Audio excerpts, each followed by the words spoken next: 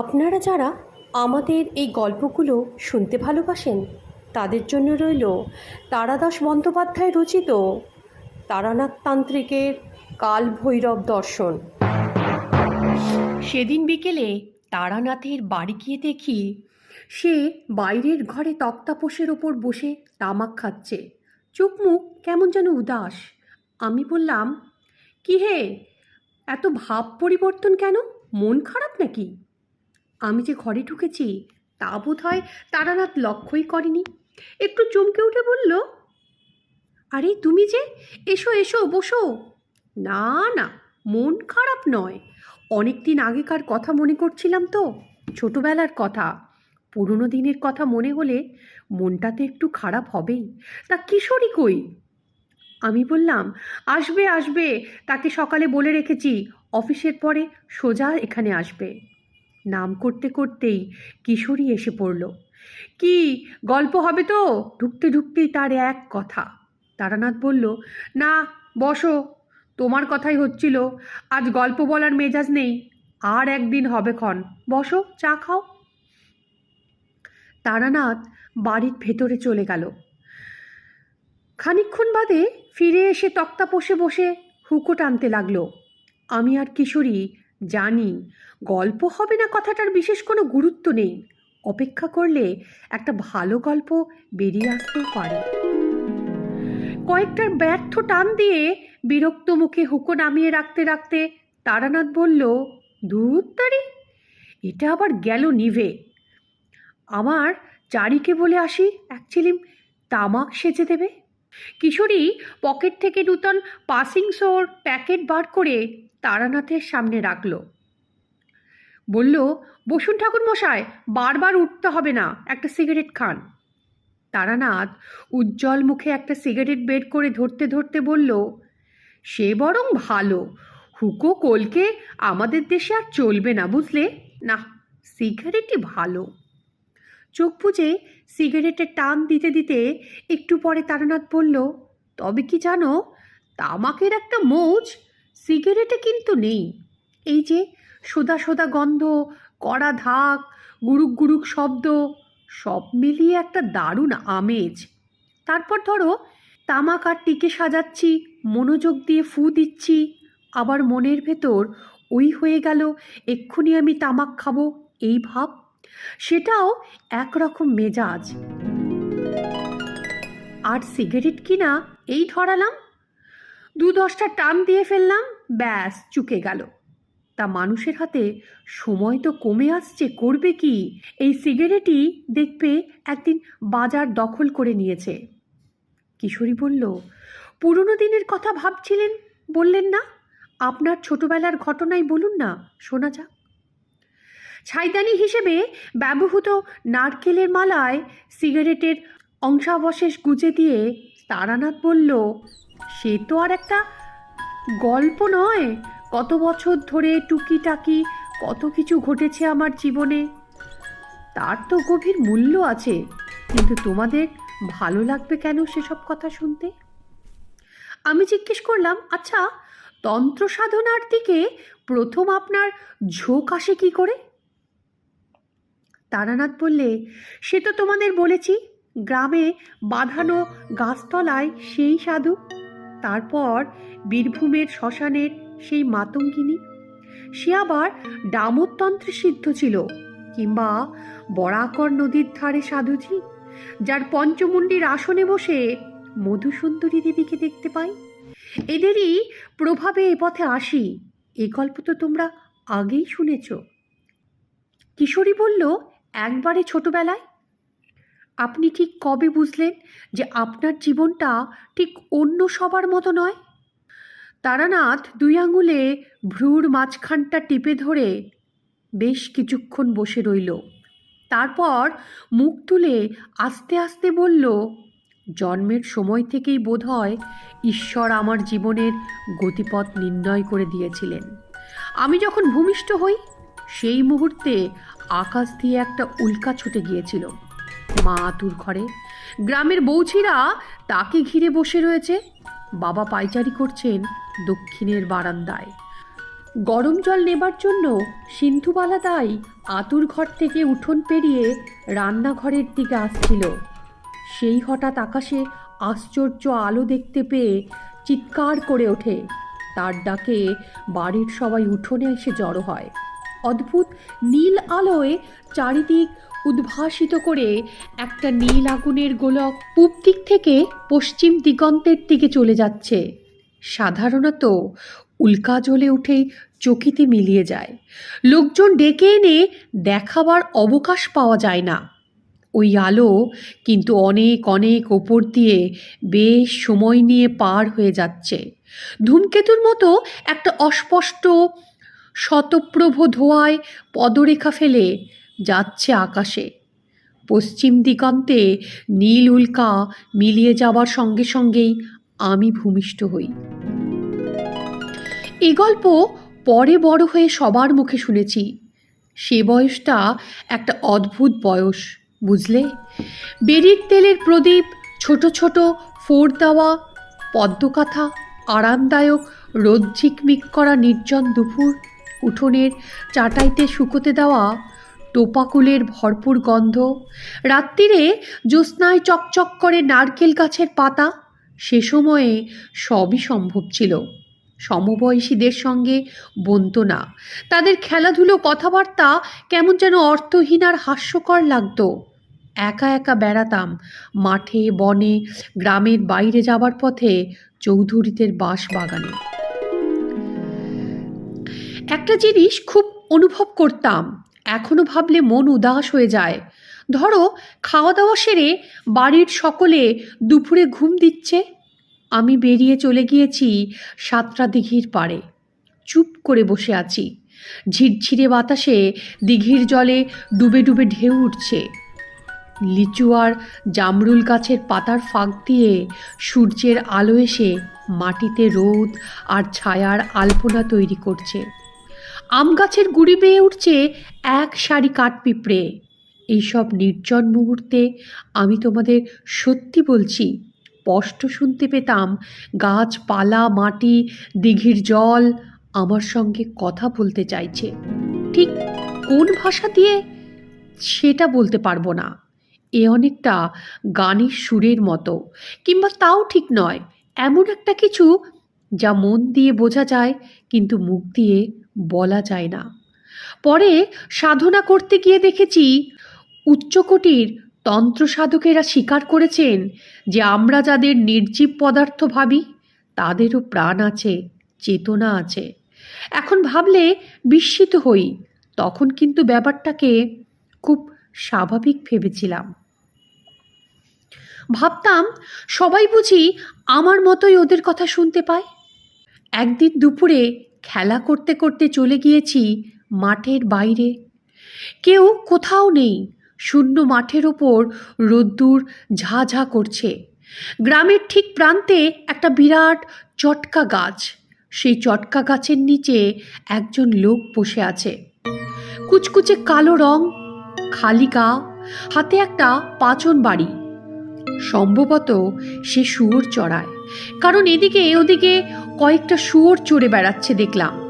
দৃশ্যটা অতি সাধারণ। গ্রামের অনেক গরিব মানুষেরা শুয়োর চড়িয়ে দিনাতিপাত করে। তাদের এরকমই দেখতে। তারা ক্লান্ত হয়ে পড়লে গাছের তলায় বিশ্রাম করে। কাজেই অবাক হওয়ার কিছুই ছিল না। কিন্তু কেন যেন লোকটাকে ভালো করে দেখবার জন্য আমি পায়ে পায়ে তার দিকে এগিয়ে গেলাম। আমি কাছে যেতেই লোকটা আমার দিকে তাকিয়ে হাসল। কি তার চোখের প্রখরতা! ভালো করে তাকানো যায় না, যেন ঝকঝক করছে, জ্বলছে। আটো সাটো দৃঢ় শরীরের মধ্যে সে যেন নিজেকে আটকে রাখতে পারছে না। প্রাণ শক্তি উপচে পড়ছে শরীর ছড়িয়ে। আমার দিকে তাকিয়ে এসে বলল, এসো, তোমার জন্যই বসে আছি। আমি অবাক হয়ে বললাম, আমার জন্য?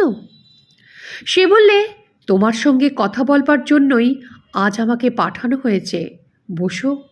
আমি জিজ্ঞেস করলাম, কে পাঠিয়েছে? সে বললে, এখন তুমি বুঝবে না, বড় হলে নিশ্চয়ই জানতে পারবে। এদিকে এসেছো, কাছে এসো। আমার ঠিক ভয় করছিল না, বরং কেমন যেন রহস্যময় আনন্দের অনুভূতি হচ্ছিল। লোকটার কাছে এগিয়ে যেতে সে আমার কপালে হাত দিয়ে কি যেন দেখতে লাগলো। তারপর খুশি হয়ে বলল, ঠিক আছে, বসো ওই শিকড়টার উপর। আমি বসলাম। দু একটা দুষ্ট শুয়োর দল ছেড়ে ঘুরে বেড়াচ্ছিল, নিজেদের মধ্যে মারামারি করছিল। লোকটা পাচন তুলে বিচিত্র এক হুঙ্কার দিল, অ্যাও! সাবধান, আমি জেগে আছি। তারপর দেখলাম সব ঠিক হয়ে গেল। শুয়োরগুলো মন্ত্রমুগ্ধের মতো ঠেলাঠেলি বন্ধ করে এক জায়গায় দাঁড়িয়ে রইল। অবাক হয়ে তাকিয়ে দেখলাম তার হাতের পাচন বাড়িটা কোনো গাছের ডাল বা কঞ্চি দিয়ে তৈরি নয়, কিসের যেন সরু হাড় সেটা। আমি বললাম, কোথায় থাকো তুমি? এ গায়ে তো দেখিনি কখনো। সে বলল, এ গায়ে থাকি না, তাই দেখনি। আমি বললাম, তাহলে? লোকটা তার প্রখর দৃষ্টিতে একবার চারিদিকে তাকালো। সূর্যের আলো সরাসরি তার মুখে এসে পড়ছে। আকাশে উঠতে উঠতে একটা পাখি ডেকে গেল কর্কশ আর তীক্ষ্ণ স্বরে। সেই রৌদ্রোজ্জ্বল আকাশ, দিগন্ত আর পৃথিবীর দিকে লোকটা দুহাত ছড়িয়ে দিয়ে কি বলল জানো? এই সব কিছুর মধ্যে আমার থাকার জায়গা, অল্প জায়গায় আমাকে ধরে না যে। আমি তার কথা ঠিকঠাক বুঝতে পারলাম না। একজন লোক একটা বাড়িতে থাকবে, এটাই নিয়ম। সব জায়গায় সে থাকে কি করে? বললাম, তুমি শুয়োর চড়াও? লোকটা চমকে উঠল, বলল, কই না তো। আমি বললাম, তাহলে এগুলো তোমার শুয়োর নয়? সে একবার স্থির হয়ে দাঁড়িয়ে থাকা শুয়োরগুলোর দিকে দেখল, তারপর বলল, কিন্তু এরা তো কেউ শুয়োর নয়। আমার তখন দৃঢ় ধারণা লোকটা বদ্ধ পাগল। হ্যাঁ, ঠিক তাই, সেজন্যই এর কথাবার্তা, চাউনিটাও অদ্ভুত। আর তাছাড়া পরিষ্কার দেখছি এতগুলো শুয়োর দাঁড়িয়ে রয়েছে, তবু মানতে হবে ওরা শুয়োর নয়। তাহলে ওগুলো কি? শেয়াল? লোকটা বলল, তুমি ছোট তো, তোমাকে এখন বোঝানো অসুবিধে হবে। এগুলো সত্যিই শুয়োর নয়। এগুলো হচ্ছে, কি যে বলি, আমাদের ভেতরে যে দোষগুলো থাকে, যাদের জন্য আমরা খারাপ কাজ করি, খারাপ কথা ভাবি, এরা হচ্ছে সেই সব দোষের বাইরের চেহারা। সাধারণ মানুষকে এরা চড়িয়ে বেড়ায়, কিন্তু আমি এদের চড়াবার বিদ্যে শিখেছি। দুটো শুয়োর আবার মারামারি উদ্যোগ করলো। লোকটা সরু হাড়ের লাঠি তুলে গর্জন করে উঠতেই আবার সব চুপচাপ। লোকটা এবার যেন একটু ব্যস্ত হয়ে পড়ল। না, কথায় কথায় অনেক দেরি হয়ে গেল, আমায় তো ফিরতে হবে। যে জন্য আশা, সেটা তাড়াতাড়ি সেরে নি। সে আমায় বললে, এদিকে এগিয়ে এসে তো খোকা, কোনো ভয় নেই, এসো। কাঁপা কাঁপা গলায় বললাম, কেন? সে বললে, আমি তোমাকে একটু মন খারাপ দিয়ে যাব। আমার দুই কাঁধ ধরে নিজের দিকে টেনে নিয়ে লোকটা অস্বাভাবিক জোরে, প্রায় চিৎকার করে বলে উঠল, আমার চোখের দিকে তাকাও। আমি তার চোখের দিকে তাকালাম। হঠাৎ মানুষটার চোখ যেন দুটো জানলা হয়ে গিয়েছে। ভেতরে কত দূর অবধি দেখতে পাচ্ছি। ওখানে যেন আর একটা জগৎ। এরকমই রোদ্দুর খা খা করছে দিগন্ত অবধি বিছিয়ে থাকা মাঠে। সবুজ বন, নীল পাহাড় থেকে ফুরফুর করে ঝর্ণা নেমে আসছে। মেঘে আর কুয়াশায় ঢাকা ওই পাহাড়ে কবে যেন আমি থাকতাম। ক্রমে আমার সমস্ত চেতনা ওই দুই চোখের জানলা দিয়ে আশ্চর্য জগৎটার মধ্যে গিয়ে দাঁড়ালো। আমাদের গ্রামের বাইরের সীমানার চটকা গাছটা, চিলের তীক্ষ্ণ ডাক, সামনে পড়ে থাকা কৈখালির বিশাল মাঠ, সব যেন কোথায় মিলিয়ে গেল। অজস্র ছবি মেলে আছে আমার চোখের সামনে। কোথায় যেন এক উন্নত শীর্ষ মন্দির, শেষবেলার আলোয় তার চূড়ায় সোনার পদ্ম ঝলসে উঠছে। কাদের যেন হাসি মুখ। এরা আমাকে খুব ভালোবাসত, কিন্তু এখন মিলিয়ে গিয়েছে দূর অতীতে। কানে ভেসে আসছে সমস্বরে উচ্চারিত মন্ত্রধ্বনির মতো একটানা উদাস গম্ভীর সঙ্গীতময় শব্দপ্রবাহ। সব ছবি মিলিয়ে গিয়ে চোখের ওপর ভেসে উঠেছে সৃষ্টিপূর্ব আদিম অন্ধকারের মতো কালো মহাশূন্য। থেকে থেকে সেই পরম কিছুনার মধ্যে চমকে উঠছে তীব্র জ্যোতির উচ্ছ্বাস। সৃষ্টি হচ্ছে নক্ষত্রের নীহারিকার অনন্ত শূন্যের থেকে বস্তুপুঞ্জের। আমার চেতনা চলে যেতে লাগলো। আর কিছুক্ষণ এখানে থাকলেই আমি সম্পূর্ণ জ্ঞান হারাবো। ঠিক তখনই অনুভব করলাম চিরচেনা পৃথিবীর বিপুল আকর্ষণে আমি ফিরে আসছি আমাদের গ্রামের প্রান্তের রোদে পোড়া মাঠে। নিকষ কালো অনন্তপর্শী মহাশূন্যের বুক চিরে চলে যাচ্ছে একটা নীল উল্কা। চটক গাছের গুড়িতে হেলান দিয়ে আমি মুহ্যমানের মতো বসে রইলাম। মাঠের ওপর দিয়ে তার শুয়োর তাড়িয়ে নিয়ে লোকটা কোথায় যেন চলে গেল। সে কোথায় যাচ্ছে, কি করে আবার দেখা হবে, কিছুই জিজ্ঞেস করা হলো না। কিন্তু কি মন খারাপই যে সে আমায় দিয়ে গেল। এরপর আমার আর কিছুই ভালো লাগতো না। একা তো ছিলামই, আরও একা হলাম। সব সময় মনে হতো কি একটা কাজ যেন ফেলে রেখেছি, কোথায় যেন আমায় যেতে হবে। প্রথম যৌবনে ঘর ছেড়ে বেরিয়ে পড়ি, সে কথা তোমাদের বলেছি। বীরভূমের শ্মশানের মাতু পাগলি আমাকে সম্মোহিত করে নানা দৃশ্য দেখিয়েছিল। আমি যেন নদীর জলে নেমে গাছের শেকড়ে আটকে থাকা মৃতদেহ তুলে এনে পূজার উপকরণ সংগ্রহ করে সব সাধনায় বসলাম। সারা রাত কত আতঙ্কজনক দৃশ্য দেখলাম, কত উপদ্রব ঘটল। পরে সম্বিত ফিরে পেয়ে দেখি ধূসর সন্ধ্যায় নির্জন শ্মশানে দাঁড়িয়ে আমি মাতু পাগলির সামনে মাত্র 10 মিনিট সময় কাটিয়েছি। এ তো গেল ভেলকি। কিন্তু সদ্গুরুর সাহায্যে আমি প্রকৃতই একবার সব সাধনা করেছিলাম। মুর্শিদাবাদ জেলার এক অজ পাড়াগাঁয়ের শ্মশানে তখন আস্তানা গেড়েছি, সঙ্গে গুরু রয়েছেন। জ্যৈষ্ঠের শেষে আশেপাশের গ্রামগুলোতে কলেরার মহামারী রূপ নিয়েছে। সারাদিন ধরে দূর দূরান্ত থেকে মৃতদেহ দাহ করে আনছে লোকে। পরে এমন অবস্থা দাঁড়ালো, দাহ করার কাঠ জোটে না। মুখে আগুন ছুঁইয়ে দেহ ফেলে চলে যায় শ্মশান বন্ধুরা। তারই ভেতর থেকে লক্ষণযুক্ত একটি মৃতদেহ একদিন তুলে নিয়ে এলাম। শ্মশানের পূর্ব প্রান্তে একটা জঙ্গল মতো জায়গা, সেখানে বিরাট একটা ঝাঁকড়া ছাতিম গাছ আছে। তারই তলায় গুরু পুজোর আয়োজন করলেন। রাত্রিরে দাহ করার জন্য দলবল এলেও এদিকে তারা আসবে না।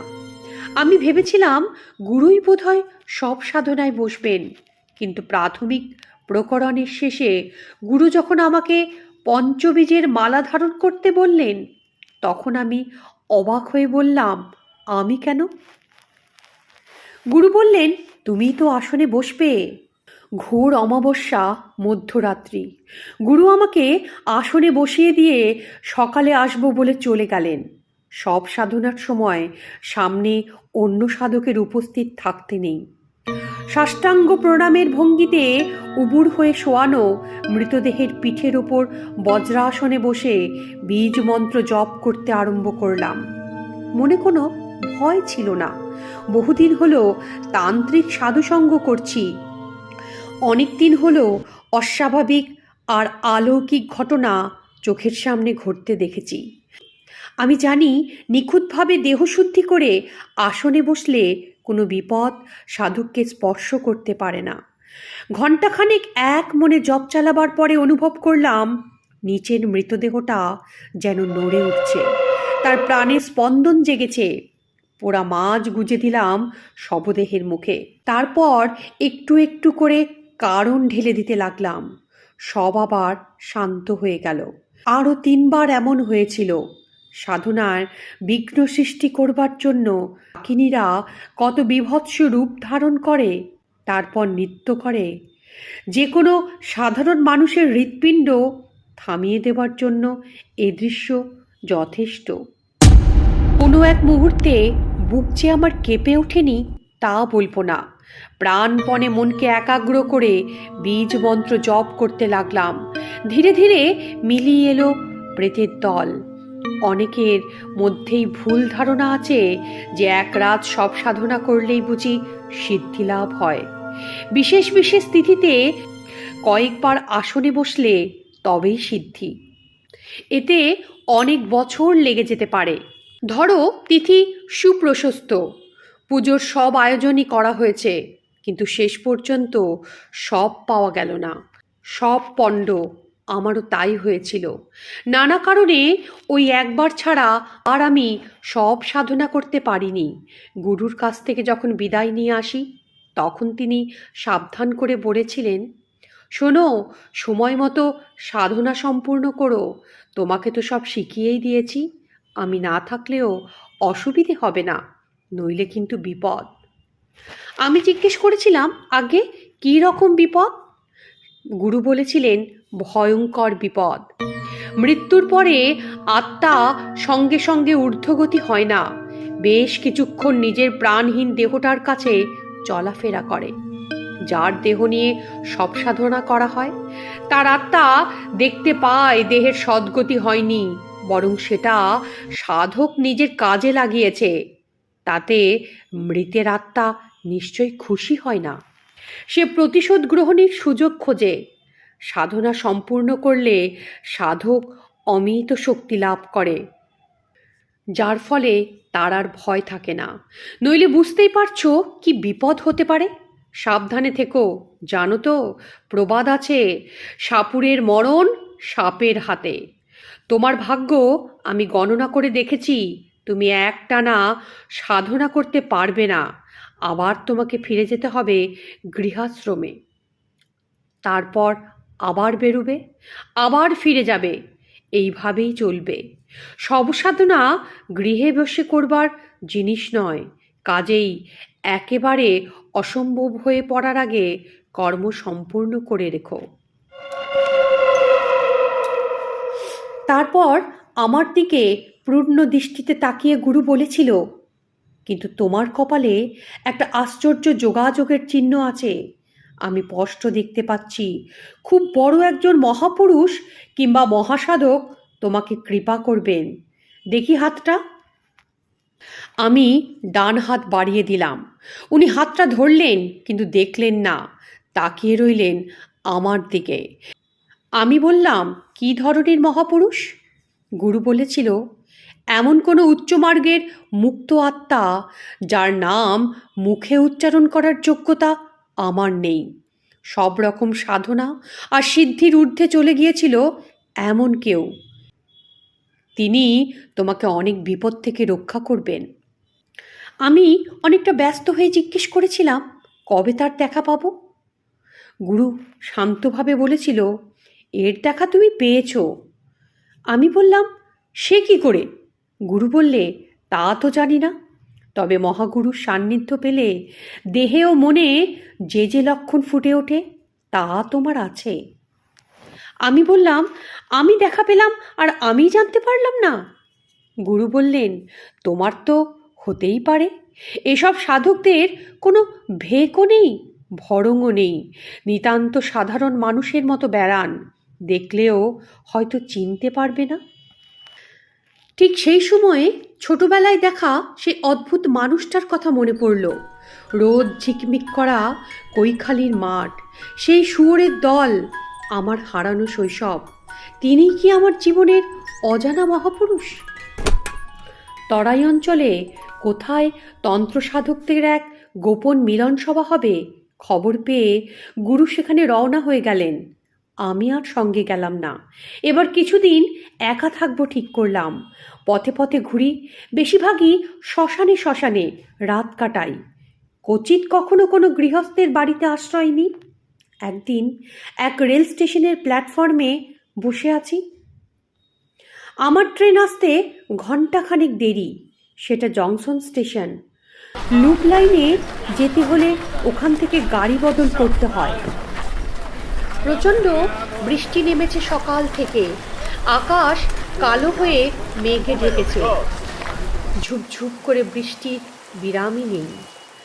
2 পয়সার বিড়ি কিনবো বলে স্টেশনের দোকানের দিকে যাচ্ছি, হঠাৎ পেছন থেকে কে যেন ডাকলো, আরে তারানাথ না? থমকে দাঁড়ালাম। এমন জায়গায় আমার নাম ধরে কে ডাকে?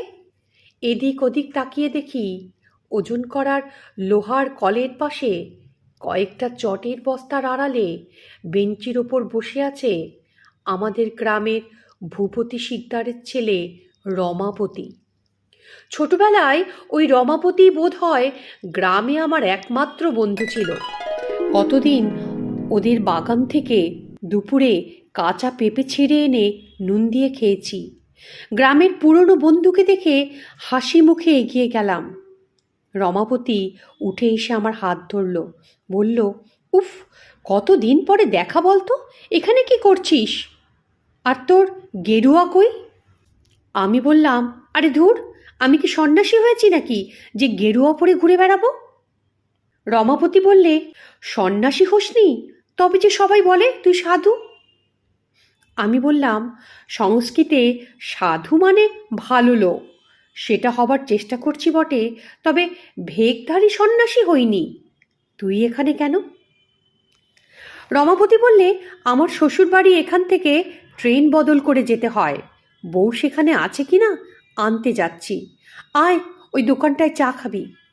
পুরনো বন্ধুর অকৃত্রিম আগ্রহে রমাপতি আমার হাত ধরে টেনে নিয়ে চায়ের দোকানে গেল চায়ের অর্ডার দিতে। পকেট থেকে একটা নূতন সিগারেটের প্যাকেট বের করে আমাকে দিয়ে বলল, ধরা।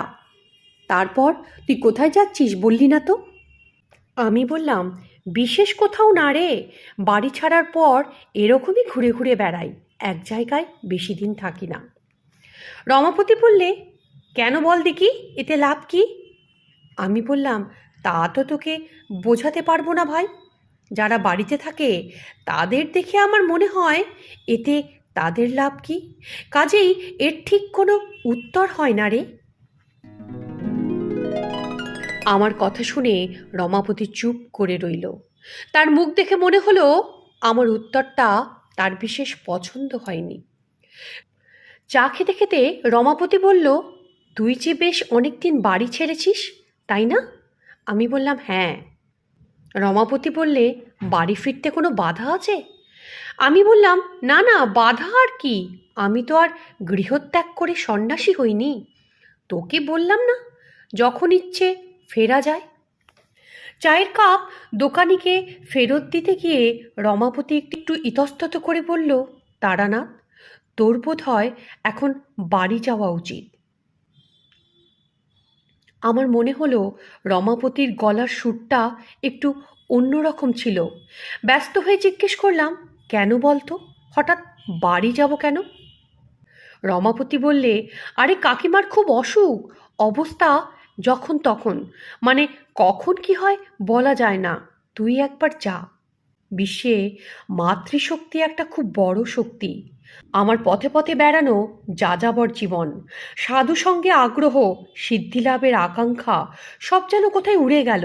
মনে হলো যার নাড়ি ছিঁড়ে ভূমিষ্ঠ হয়েছি, যার কোলে মাথা রেখে শুয়েছি, আমার সেই চিরপরিচিত মা আজ অসুস্থ। তিনি হয়তো আমাকে দেখতে চান। আমি এক্ষুনি বাড়ি যাব। কি ভয়ানক বৃষ্টি, থামবার নাম নেই। তারই মধ্যে ভিজতে ভিজতে পরের দিন দুপুর 1টা নাগাদ বাড়ি পৌঁছালাম।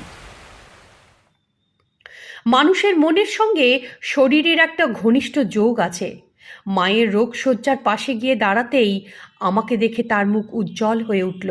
বিছানায় বসে মায়ের মাথায় হাত বুলিয়ে দিয়ে জিজ্ঞেস করলাম, ও মা, এখন কেমন আছো? উত্তরে মা শীর্ণ হাত দিয়ে আমার চিবুক ছুঁয়ে বললে, ভয় নেই খোকা, তুই এসে পড়েছিস, এ যাত্রায় আমি মরব না। সত্যই পরের দিন থেকে মায়ের অবস্থা ভালোর দিকে যেতে লাগলো। আমি বাড়ি ফেরায় লোকও খুশি। খাই দাই আর চণ্ডীমণ্ডপে বসে বৃষ্টি দেখি। 4-5 দিন ধরে এক নাগাড়ে বর্ষা চলছে। গ্রামের সব পথে এক হাঁটু কাদা, খালবিল মাঠ একাকার হয়ে গেছে জলে। আমাদের পুরনো কৃষক বনমালী ভিজতে ভিজতে বলল, দাদাবাবু, এমন কাণ্ড জন্মে দেখিনি, সারা গা থই থই করছে। পাঁচু হালদারের বাঁশবাগানে এক হাঁটু জল। তার চেয়ে আশ্চর্য, কৈখালির মাঠে মাছ খেলছে দেখে এলাম। শিং, মাগুর, চারাপোনা, শয়ে শয়ে মাছ। আমি বনমালীকে বললাম, তোর কাছে পোলো হবে? আমি তাহলে মাছ ধরবো, অনেক দিন মাছ ধরি না। বনমালী বললে, ঠিক আছে, বিকালে ব্যবস্থা করে এনে দেবো। বিকেলে বনমালী পোলো নিয়ে এলো। পোলো জানো তোমরা? বেত বা কঞ্চির চটা দিয়ে তৈরি একটা গোলাকার খাঁচা মতো জিনিস, ফুট তিনে কুচু, ওপর দিকে সরু মুখ, সেখান দিয়ে হাত গলিয়ে মাছ বের করতে হয়। তলার দিকের ঘের বড়, মাছ দেখতে পেলেই ঝপ করে পোলো দিয়ে চেপে ধরলে আর পালাতে পারবে না। ছিপ না নিয়ে পোলো নেওয়ার কারণ হলো, আমি রাত্রিরে মাছ ধরবো ঠিক করলাম। আলো নিয়ে মাছ ধরা ভারী মজার, বিশেষ করে যে সময়ে বিরক্ত করার কেউ থাকে না, পাশে দাঁড়িয়ে পরামর্শ দেওয়ার কেউ থাকে না, কটা মাছ পেলি জিজ্ঞেস করার কেউ থাকে না। তাই রাত্রিরই ভালো। পোলো নিয়ে মাছ ধরতে হলে পুকুর বা বিলে সম্ভব নয়, অগভীর জলাশয় প্রয়োজন। সন্ধ্যার একটু আগে গিয়ে কৈখালির মাঠের অবস্থা দেখে এলাম। সমস্ত মাঠটায় পায়ের গোজ ডুবে যায় এমন জল। মাঝে মাঝে সামান্য উঁচু জমি, এখানে ওখানে দ্বীপের মতো জেগে আছে, একেবারে আদর্শ জায়গা। খাওয়া দাওয়া সেরে রাত 11টা নাগাদ লণ্ঠন নিয়ে পোলো নিয়ে বেরোলাম। বনমালী সঙ্গে আসতে চেয়েছিল, আমি রাজি হইনি। ওই যে বললাম, মাছ ধরার পরিবেশটাই আসল। সঙ্গে লোক থাকলে বকবক করলে নানান কথা বলবে, না না না, সে সুবিধে হবে না। কিন্তু সেদিন বনমালীকে সঙ্গে নিলেই ভালো হতো, কারণ তখনও জানি না সামনে কি ঘটতে চলেছে রাত্রিরে। সন্ধে থেকে বৃষ্টিটা একটু ধরেছে। আজ 5 দিন পর পর একটানা বৃষ্টি, কিন্তু সমস্ত আকাশ কালো মেঘে ঢাকা, বিদ্যুৎ চমকাচ্ছে একটু বাদে বাদে। যে কোনো সময়ে আবার ঝেপে জল আসবে। মাঠে পা দিয়েই বুঝলাম বনমালী মিথ্যে কথা বলেনি। খাল বিল ভেসে গিয়ে প্রচুর মাছ চলে এসেছে কৈখালির মাঠে। কিন্তু মাছ থাকা আর মাছ ধরা এক ব্যাপার নয়। তুমি পোলো হাতে এগিয়ে গিয়ে চুপ করে মাছ চেপে ধরবে বলে মাছের এক জায়গায় দাঁড়িয়ে থাকবে, তা তো নয়। জলের জীব, বহু কৌশল করে তবে এদের ধরতে হয়। কৌশল আমার অজানা নেই, ছোটবেলা থেকে মাছ ধরি। যেমন ধরো, শোল বা ল্যাঠা মাছ লণ্ঠন উঁচু করে ধরে নাড়লে আলোয় আকৃষ্ট হয়ে আসে, কিন্তু কই মাছ আলো টালো কিছুই খেয়াল করে না। ঝাঁক বেঁধে একদিকে চলেছে তো চলেছেই, এদের ধরা সোজা। শিং আর মাগুর মাছ খুব চালাক। মানুষ বা অন্য কিছুর সাড়া পেলেই আর সে তল্লাটে থাকবে না, শোঁ করে পালাবে। এরা ছোট হলেও খুব চালাক। রাত 1:30টার মধ্যে অনেক মাছ ধরে ফেললাম। মুগার সুতো দিয়ে তৈরি ব্যাগ এত ভারী হয়ে উঠেছে যে শক্ত সরু সুতো হাতে ফেটে বসছে। এদিকে আবার মেঘ ডাকতে শুরু করেছে, গা শিরশির করা, বাদলায় হাওয়া দিচ্ছে। বৃষ্টি ফের এলো বলে এবার বাড়ি চলে যাওয়াই ভালো। অনেকক্ষণ থেকেই মনের ভেতর কেমন একটা অস্বস্তি হচ্ছিল। কী অস্বস্তি সেটা আমি ঠিক বলতে পারবো না। কোনো অমঙ্গল কিছু ঘটবার আগে আমি যেমন টের পাই, এটা ঠিক সেরকম। এতক্ষণ মনের মধ্যে কোথাও বিপদ খচখচ করছিল। মাছ ধরার আনন্দ আর উত্তেজনায় সেটা খেয়ালই করিনি। এবারে পরিপূর্ণ সম্বিত ফিরে পেয়ে চারিদিকে তাকিয়ে দেখলাম ঘন বর্ষায় মাঝরাত্রে গ্রামের বাইরে জলভরা মাঠে একা দাঁড়িয়ে আছি। একটা শেয়াল পর্যন্ত এই দুর্যোগে আশ্রয় ছেড়ে বাইরে বেরোয়নি। তেমন কিছু ঘটলে গলা ফাটিয়ে চিৎকার করলেও সাহায্যের জন্য কেউ আসবে না। না, বনমালীকে সঙ্গে আনা উচিত ছিল। এই জলকাদা ভেঙে বাড়ি পৌঁছতেও বরঞ্চ 1 ঘন্টা সময় লাগবে। তার মধ্যে যদি আবার বৃষ্টি আসে তাহলেই গেল। কথাগুলো ভাবতে ভাবতেই ঝিরঝির করে বৃষ্টি নামলো। তাড়াতাড়ি ছাতা খুলতে যাচ্ছি, এমন সময় হাত ফসকে লণ্ঠনটা পড়ে গেল জলে। চারিদিকে নিশ্ছিদ্র অন্ধকার। কিছুক্ষণ হতবুদ্ধি হয়ে দাঁড়িয়ে রইলাম। আলো থাকলে বুকে সাহস বাড়ে। তাছাড়া আমাদের তন্ত্রশাস্ত্রে বলে আগুন হচ্ছে পবিত্রকারী শুভ শক্তি। কোনো অশুভ উপস্থিতি আগুনের সান্নিধ্যে আসতে পারে না। এই জন্য সাধকদের আসনে সবসময় ধুনি জ্বালিয়ে রাখতে হয়। কিন্তু দাঁড়িয়ে থেকে তো লাভ নেই, বরং আন্দাজে আন্দাজে চলতে শুরু করাই ভালো। মাছ ধরতে ধরতে আমি পৌঁছে গিয়েছিলাম একদম মাঠের অপর প্রান্তে। এবার মাঠ পার হয়ে সেই চটকা গাছটার পাশ দিয়ে গ্রামের পথে ঢুকতে হবে। মাথায় ছাতি ধরে, মাছ ভর্তি থলে আর নেভা লণ্ঠন হাতে চটকা গাছটা আন্দাজ করে হাঁটতে শুরু করলাম। হঠাৎ দিক দিগন্ত উদ্ভাসিত করে একবার বিদ্যুৎ চমকালো। সামনের দিকে তাকিয়েছিলাম। অন্ধকারে হাঁটবার সময় মানুষ যেমন মুখটা একটু তুলে রাখে, বিদ্যুতের উজ্জ্বল আলোয় স্পষ্ট দেখলাম উল্টো দিক থেকে একজন মানুষ আমার দিকে এগিয়ে আসছে। বিদ্যুতের আলো কিন্তু 1 মুহূর্তের বেশি ছিল না, কিন্তু আলো নিভে যাবার পরেও মনে মনে চিন্তা করে কোথায় কি দেখেছি, কতটা দেখেছি বোঝা যায়। যে লোকটা আমার দিকে এগিয়ে আসছে তার হাঁটার ভঙ্গিতে কোনো জড়তা নেই। অন্ধকারেও যেন সে পরিষ্কার দেখতে পাচ্ছে। তার পা খালি, কালো রং, পরনে একটা লেংটি মতো কাপড়ের ফালি। কিন্তু সবচেয়ে বড় কথা, ও লোকটাকে আমি চিনি, খুব পরিচিত সে। এই কিছুদিনের ভেতরেই কোথাও যেন তাকে দেখেছি, কিন্তু কোথায়? মনের মধ্যে নানা প্রশ্ন ঘুরপাক খেতে লাগলো। অকস্মাৎ আমি বুঝতে পারলাম, আর সঙ্গে সঙ্গে অনুভব করলাম আমি ভয়ানক বিপদগ্রস্ত। জীবিত অবস্থায় এ মাঠ থেকে বেরোতে পারবো কিনা তার নিশ্চয়তা নেই। কারণ যে মানুষটি মৃতদেহের ওপর বসে আমি 6 মাস আগে সাধনা করে এসেছি, তার সব এগিয়ে আসছে আমার দিকে বৃষ্টি ধারার মধ্যে। গুরুর কথাই ফলে গেল, সব সময় মতো শেষ করতে হয়। এবার সেই শৈথল্যের মূল্য বুঝি আমায় দিতে হয়। যতদূর সম্ভব শব্দ করা থেকে বাঁচিয়ে সাবধানে জলে পা ফেলে ডান দিকে সরে যেতে লাগলাম। একটু ঘুরপথ হলেও যদি ওই জীবন্ত বিভীষিকার হাত এড়িয়ে গ্রামের পথে পা দিতে পারি, একবার বাড়ি পৌঁছতে পারলে আর ভয় নেই। সেখানে প্রতিষ্ঠিত গৃহদেবতা আছেন, সেখানে এই শরীরী আতঙ্ক প্রবেশ করতে পারবে না। যখন অনেকখানি সরে এসেছি, হঠাৎ আবার চমকে উঠল বিদ্যুৎ।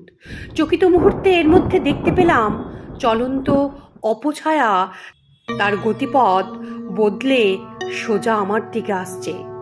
আমারই ভুল, অন্ধকারে ওই ভয়ঙ্করের দৃষ্টি বাধা পায় না। এভাবে ওকে আমি ফাঁকি দিতে পারবো না। আদিম জড়বিশ্বের বুদ্ধিহীন, চেতনাহীন অশ্বশক্তির দ্বারা চালিত হয়ে একটা বিকৃত মানবদেহ অমোঘ গতিতে আমার দিকে আসছে। কোনো ক্রমে বাড়ি ফিরতে পারলে কয়েকটা গূঢ় প্রক্রিয়ার দ্বারা একে আমি ঠেকাতে পারি, কিন্তু এই মাঠে দাঁড়িয়ে সেটা তো সম্ভব না। শেষ চেষ্টা করার জন্য আমি হাতের জিনিসপত্র সব ফেলে দিয়ে মাঠের দূর প্রান্তের দিকে প্রাণপণে দৌড়ালাম। পারবো কি গ্রামের পথে পৌঁছাতে, যে পথে একটু এগিয়ে হাঁক দিলে গ্রামের শেষে কোনো বাড়ি থেকে লোক বেরিয়ে আসবে? হঠাৎ অন্ধকারে উঁচুমতো একটা জায়গায় হোঁচট খেলাম। প্রথমেই বলেছি, মাঠের মধ্যে কয়েকটা জায়গা উঁচু, ভাঙা দ্বীপের মতো জেগে আছে। তারই একটাতে ঠোক্কর লেগে পড়েছি বুঝতে পারলাম। একটা মাটির ঢেলা বা ইটের টুকরোয় ডান হাঁটু পড়েছিল আমার। দারুণ যন্ত্রণায় মাথার ভেতর বনবন করতে লাগলো। হাঁটু আর সোজা করতে পারছি না। বেশ কিছুক্ষণ তার উপর পড়ে রইলাম। এতক্ষণ নিজের পায়ের শব্দ টের পাইনি, এবার শুনতে পেলাম ছপ ছপ শব্দ করে জলের ওপর ভারী পায়ের আওয়াজ এগিয়ে আসছে। অতিরিক্ত ভয়ে এবং আসন্ন ভয়াবহ মৃত্যুর উপলব্ধিতে অকস্মাৎ আমার মন থেকে সব রকম অনুভূতি লুপ্ত হলো। হাঁটু চেপে ধরে চিত হয়ে শুয়ে আছি। মুখের উপর ঝিরঝির করে বৃষ্টি পড়ছে, কানে ভেসে আসছে দুরাগত মেঘগর্জন, কিন্তু হাঁটুতে প্রবল যন্ত্রণা ছাড়া পৃথিবীর আর সব বাস্তবতা আমার কাছে অর্থহীন হয়ে পড়েছে।